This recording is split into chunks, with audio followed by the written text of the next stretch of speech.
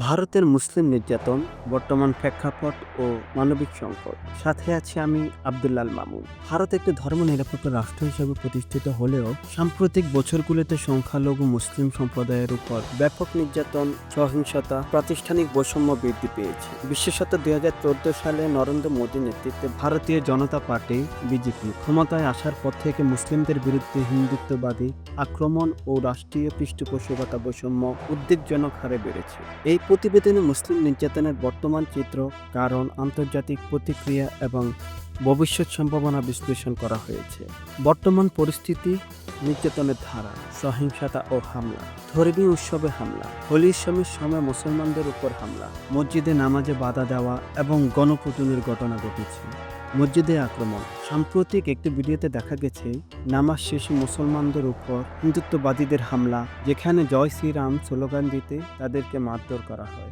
গরুর সাম্প্রতিক সহিংসতা: গরু জবাই বা গরুর মাংস বহনের অভিযোগে মুসলমানদের গণদোলাই ও হত্যার ঘটনা নিয়মিত করছে।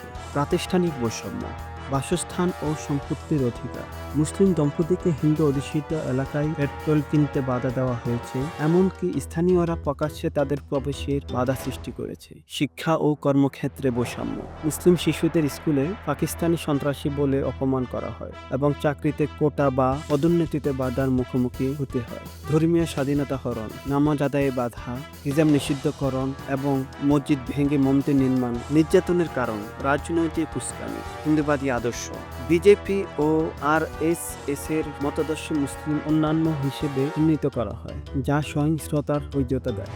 মোদী সরকারের ভূমিকা: গুজরাট দাঙ্গা 2002 এবং বাবরি মসজিদ ধ্বংসের সাথে জড়িত নরেন্দ্র মোদীর নেতৃত্বে রাষ্ট্রীয় মদদে মুসলিম বিরোধী কর্মকাণ্ড বৃদ্ধি পেয়েছে। সমাজ ও ঐতিহাসিক পটভূমি: মধ্যযুগীয় ইসলাম শাসন ও পাকিস্তান সৃষ্টির ইতিহাসকে হিন্দুত্ববাদীরা মুসলিম বিদ্বেষের হাতিয়ার হিসেবে ব্যবহার করে। মিডিয়া ও প্রোপাগান্ডা: লাভ জিহাদ, গোরক্ষা এর মতন মিথ্যা ন্যারেটিভ প্রচার করে মুসলিমদের লক্ষ্যবস্তু করা হয়। মানবিক সংকট: জীবনহানি: 1950 সাল থেকে এখন পর্যন্ত 10,000-এরও বেশি মুসলিম সম্প্রদায় সহিংসতায় নিহত হয়েছে। গুজরাট দাঙ্গা 2002 এবং উত্তরপ্রদেশের সাম্প্রতিক হামলায় হাজারো মুসলিম বাস্তুচ্যুত হয়েছে। মনস্তান্ত্রিক প্রভাব: শিশু থেকে বৃদ্ধ সকল মুসলিমই নিরাপত্তাহীনতায় ভুগছে।